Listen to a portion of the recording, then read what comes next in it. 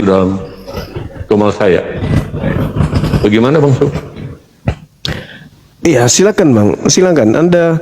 Anda tinggal menjelaskan tema. Saya dengarkan dan saya coba untuk menanggapi sesuai pengetahuan saya. Silakan.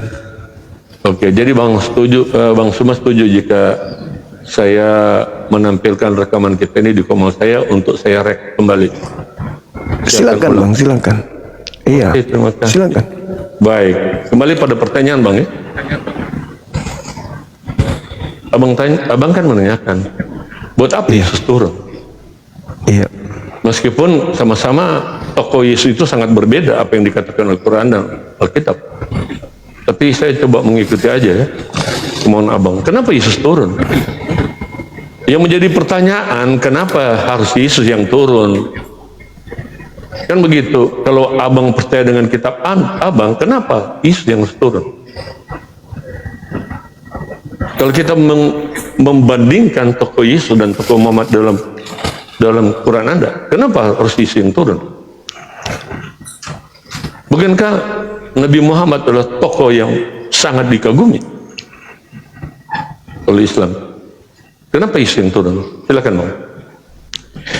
Oke, baik. Jadi kenapa bukan Nabi Muhammad yang turun? Kenapa harus Yesus? Nabi Muhammad ajarannya tamat. Nabi Muhammad tidak dimusuhi umatnya. Nabi Muhammad umatnya tidak membuat makar. Nabi Muhammad tidak dilantik menjadi Tuhan di hadapan Tuhannya. Tidak ada manusia di bumi ini yang kemudian mengecewakan beliau dengan menyelewengkan ajarannya, mengkudeta Tuhan yang datang diajarkan beliau selama puluhan tahun. Dia ajarkan bersusah payah, tetesan darah, keringat dan air mata, lalu sepeninggalnya ajarannya dibelokkan. Itu enggak ada. Dan Nabi Muhammad tidak pernah ditanya oleh Allah, wahai Nabiku Muhammad, apakah engkau yang mengajarkan ciptaanku untuk menyembah engkau? Padahal aku menyuruh kamu ke bumi untuk mengajak mereka menyembah ke aku. Itu enggak ada manusia menyembah Nabi Muhammad. Ajaran Nabi Muhammad itu tamat. Nah, kenapa harus Nabi Isa alaihissalam? Karena Nabi Isa alaihissalam ketika turun gagal di tengah kaumnya. Satu, bukan hanya sekedar gagal, bahkan manusia separuh dari penduduk bumi melantiknya menjadi Tuhan yang setara dengan Tuhan, bahkan dikatakan sehakikat dengan Tuhan, bahkan dikatakan Tuhan itu sendirian turun mengambil rupa manusia. Padahal itu Isa tidak pernah ajarkan. Yesus tidak pernah mengajarkan itu. Maka dia harus mempertanggungjawabkan di hadapan Tuhannya bahwa dia akan menjadi hakim atas kesalahan fatal yang dilakukan manusia karena dia dituhankan. Ditanya oleh Allah, a'anta qulta linnas, wahai Nabi Isa, apakah engkau yang mengajarkan mereka menuhankan dirimu selain daripada aku? Kaukah yang mengajarkan itu? Nabi Isa mengatakan, tidak. Aku tidak pernah mengajarkan kepada mereka untuk menuhankan diriku. Aku ajarkan mereka menyembah kepada engkau, satu-satunya Tuhan yang betul. Ma qultu lahum illa ma amartani bi. Tapi itu ada yang menyembah kau, gimana dong? Maka Nabi Isa turun untuk menjadi hakim, mengatakan kepada mereka, siapa kalian? Siapa yang mengajarkan kalian menuhankan aku? Tak pernah aku mengajarkan kalian menuhankan diriku. Makanya di dalam Al-Quran diterangkan dalam surah Al-Ahqaf yang saya terangkan tadi, pada saat manusia semua telah dikumpulkan, di situ ada Yesus, di situ ada Nabi Musa, di situ ada Nabi Daud, di situ ada Nabi Abraham, di situ ada Nabi Muhammad beserta seluruh manusia. Lalu kemudian Al-Quran mengatakan apa yang mereka sembah ketika dia hidup di bumi selain daripada aku akan menjadi musuh dia, akan menjadi musuh mereka. Pemujaan-pemujaan yang mereka lakukan terhadap yang mereka sembah selain daripada aku akan diingkari oleh yang dia sembah. Nah, apa yang diterangkan Al-Quran ini betul. Matius 7, 22, 23, Yesus menolak penyembahan. Yesus mengusir orang-orang yang menyembah dia, menuhankan dia. Al-Quran mengatakan itu. Lalu kemudian orang-orang yang menyembahnya, bernubuat, mengusir setan, bermujizat pakai nama dia, diusir oleh Yesus. Itulah yang dihakimi. Dan dasar pijakannya kemudian adalah ketika Nabi Isa mengatakan, sesungguhnya Allah adalah Tuhanku dan Tuhan, innallaha rabbi wa rabbakum, itu adalah Tuhanku dan Tuhanmu. Ternyata Nabi Isa menjadi tolak ukurnya itu. Apa yang diterangkan Al-Quran itu menjadi tolak ukurnya. Apa buktinya? Sedikit lagi bang, ini buktinya. Yohanes 12:48. Barang siapa yang menolak aku dan tidak menerima firmanku, dia sudah ada hakimnya, yaitu perkataan yang telah aku ucapkan. Perkataan itulah yang akan menjadi hakimnya kelak di akhir zaman. Ketika saudara Leo bertemu dengan Yesus, lalu saudara Leo ditanya, saudara Leo, siapa yang mengajarkan kamu mengajak orang-orang untuk menyembah aku? Adakah firmanku pernah kau dengarkan seperti itu? Aku datang sekarang bukan untuk menjadi hakim. Aku datang sekarang untuk melihat bahwa yang menjadi hakimmu adalah perkataan-perkataanku dulu ketika aku turun ke bumi. Itu yang akan menjadi hakimmu hari ini. Nah, adakah aku mengajarkan engkau agar engkau menyuruh orang-orang ini menyembah diriku? Kira-kira apa jawaban saudara Leo sebagai seorang pendeta? Silakan. Baik, Bang Suma, saya pikir Bang Suma tahu ya dengan topik yang Bang Suma buat. Saya heran ketika saya mencoba membahas dan mengajak Bang Suma untuk berdiskusi runut, Bang Suma tidak mau menerima. Bahkan Bang Suma mengatakan sudah sampai di sini. Nah, artinya apa yang Bang Suma sampaikan tadi itu tidak ada hubungan dengan pertanyaan saya. Kenapa Yesus yang harus datang? Bang Suma malah mengatakan bahwa Yesus itu bukan Tuhan dan sebagainya. Kan sudah lewat itu, Bang. Soal Yesus yang adalah Tuhan. Itu pernyataan ketika dia hidup di muka bumi ini. Kan begitu. Nah, dia datang kembali artinya dia sudah naik, Bang. Sudah tidak membicarakan lagi tentang keberdanan apa yang diajarkan oleh Yesus. Saya berusaha membangun diskusi dengan Abang menurut apa yang menjadi tema Abang. Nah, kenapa Abang Suma mundur lagi ke belakang? Yang menjadi pertanyaan saya, kenapa justru Yesus yang akan datang menurut Bang Suma dan kitab Bang Suma? Apa yang melatar belakangnya itu dia datang, itu maksudnya, Bang. Nah, tetapi poin yang Abang katakan, dia adalah yang utarakan kembali mundur lagi. Kan gitu. Nah, sekarang poin terakhir yang saya ingin, bukan terakhir, yang ingin saya tanyakan ketika Bang Suma pada akhir narasi Abang mengatakan nanti akan ditanya oleh Yesus ketika saya menjumpai dia, kan gitu. Jadi gini, Bang, di dalam kekristenan ketika meninggal tidak akan ditanya lagi apa agama kamu, siapa nabi kamu. Tidak begitu. Mungkin Muslim percaya yang seperti itu, udah meninggal, ketika meninggal ditanya oleh malaikat, siapa nabi kamu, ya kan begitu, apa agamamu. Yang sudah mati nggak mungkin di dalam kubur ditanyakan, ya. Kalaupun ditanyakan, apakah malaikat tidak tahu selama manusia itu hidup di muka bumi? Kemudian ketika masuk dalam kubur ditanyakan, apakah Allah tidak tahu bahwa manusia itu selama dia hidup dia percaya kepada siapa? Saya tidak butuh, saya tidak, apa yang menjadi pertanyaan tidak harus dijawab oleh semua, enggak. Saya mencoba membalik aja pertanyaan itu, ya. Tetapi mari kita fokus. Kenapa Isa yang harus datang kembali? Kenapa mesti Yesus? Kalau seandainya kedudukan Yesus dan kedudukan Muhammad itu sebagai nabi yang mulia, kenapa bukan dia? Yang mulia itu yang datang. Kalau Anda mengatakan dia datang untuk menyangkal tentang keberdanan Tuhan Yesus, di mana? Di mana datanya? Menurut Islam. Menurut Bang Suma, kalau Yesus datang kedua kali menurut iman Kristen jelas Dia datang untuk menjemput setiap orang yang percaya kepadanya. Karena itu janjinya, barang siapa yang percaya kepadaku tidak binasa, melainkan beroleh hidup yang kekal. Dia menjemput setiap orang yang percaya kepada Yesus, dan dia bawa kita ke tempat yang sudah disediakan di surga. Pasti bang, itu keselamatan.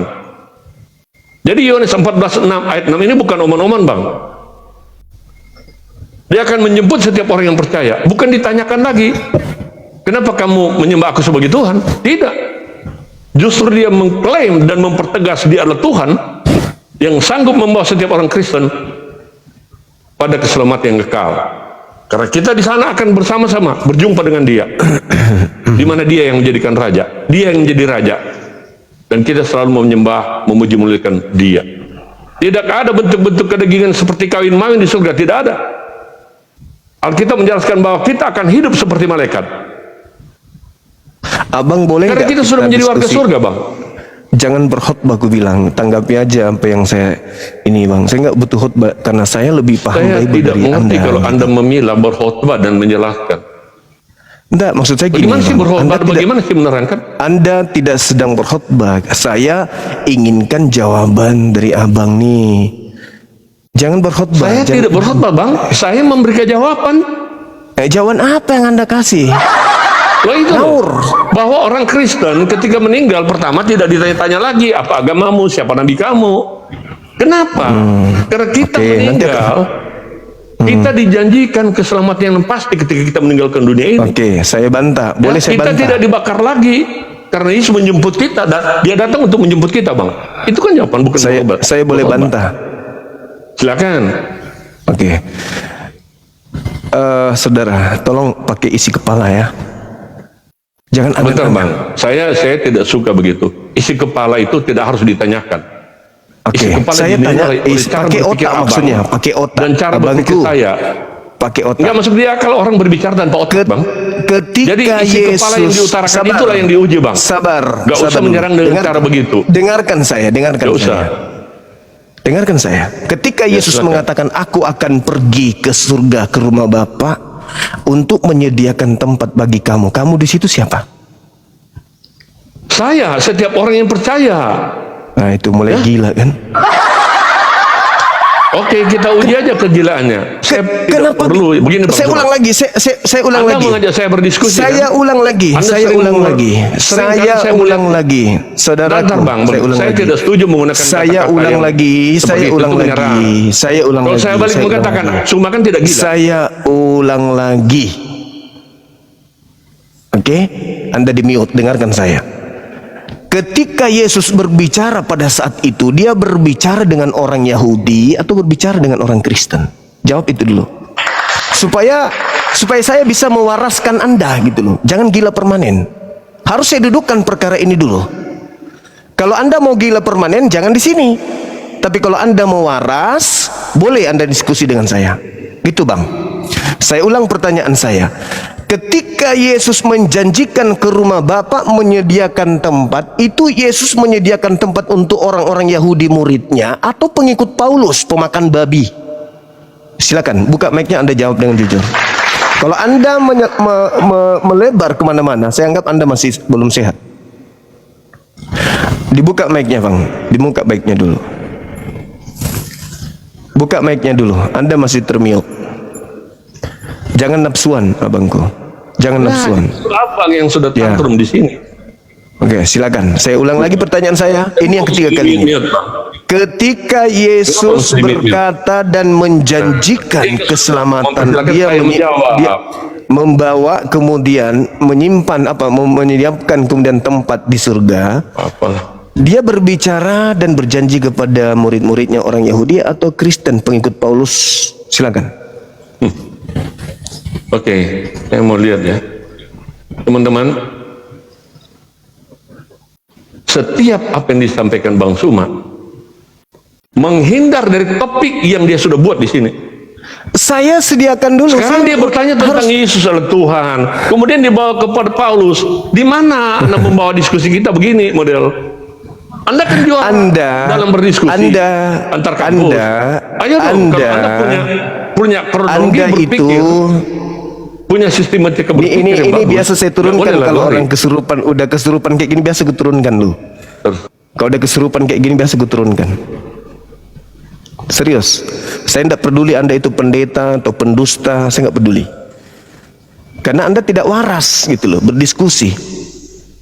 Anda mengatakan saya mutar. Anda yang mengatakan Yesus datang untuk menjemput orang Kristen. Di mana akal sehat saya harus mengikuti itu? Di mana coba akal waras saya mau mengikuti pernyataan saudara yang blow on itu? Di mana? Sementara di situ nyata bagi saya Yesus menjanjikan datang menjemput Bani Israel, bukan Bani kampret. Gitu loh. Coba kalau Anda mau berdiskusi jangan tendensius, luruskan dulu, dudukkan dulu perkaranya. Jangan Anda membodoh-bodohi orang di sini bahwa Yesus datang untuk menjemput orang Kristen.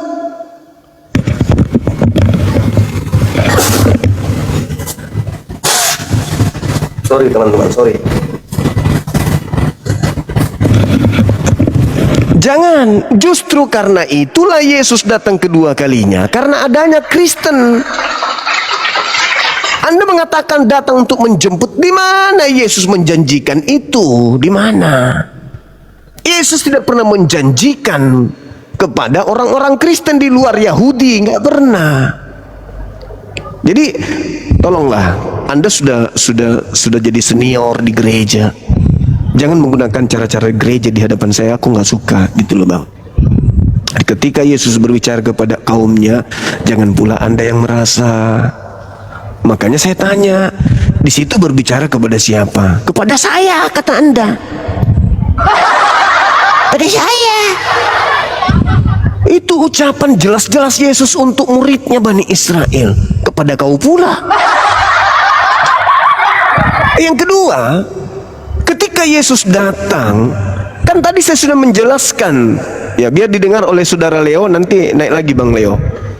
Saya sudah menjelaskan kepada saudara Yohanes 12 nomor 48. Kenapa Anda tidak konsentrasi di situ? Yesus datang tidak lagi menjadi hakim.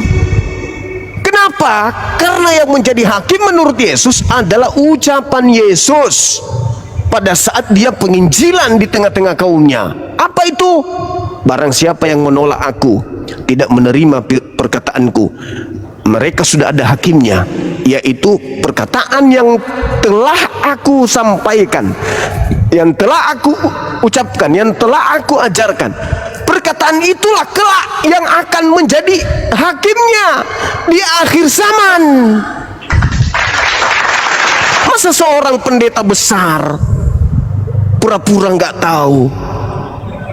Jadi yang akan menjadi hakim di akhir zaman adalah ajaran Yesus, yang Yesus pernah katakan, yang Yesus pernah ucapkan sebelum terangkat ke langit. Gitu loh. Kenapa Anda akan ditanyai? Anda mengatakan Anda seperti di Islam, ditanya siapa Tuhanmu. Iya, memang polanya tidak seperti itu. Di dalam agama Anda memang polanya tidak seperti itu, sahabat. Tapi faktanya Yohanes 12:48 ini, yang menjadi hakim adalah perkataan yang pernah aku ucapkan. Perkataan-perkataan yang Yesus pernah ucapkan, apakah akan menghantarkan manusia menjadi Kristen? Tidak kan? Di mana ajaran Yesus untuk menjadi Kristen? Di mana ajaran Yesus untuk menyembah Dia? Di mana ajaran Yesus untuk ibadah minggu? Di mana ajaran Yesus untuk makan babi, untuk tidak bersunat? Di mana ajaran itu? Tidak ada, bukan? Dan ketika ia datang akan menemukan saudara Leo dan jemaat-jemaatnya, maka Yesus lagi bertanya, di mana firmanku yang mengatakan jadilah Kristen? Di mana firmanku yang mengatakan sembahlah aku? Di mana firmanku yang pernah aku katakan jadilah ibadah minggu dan seterusnya? Di mana? Di mana? Yang saya pertanyakan, apa jawaban saudara ketika Yesus menemukan Anda melakukan sesuatu yang tidak pernah diperkatakan oleh beliau? Itu yang harusnya Anda bahas, bukan kemana-mana larinya. Jadi saudara Leo, silakan naik kembali. Maaf moderator, saya menurunkan Anda karena Anda terlihat tidak memiliki kapasitas yang baik untuk menyikapi paparan saya. Silakan Anda naik dulu. Saudara Pader dari mana ini? Islam Kristen Bang?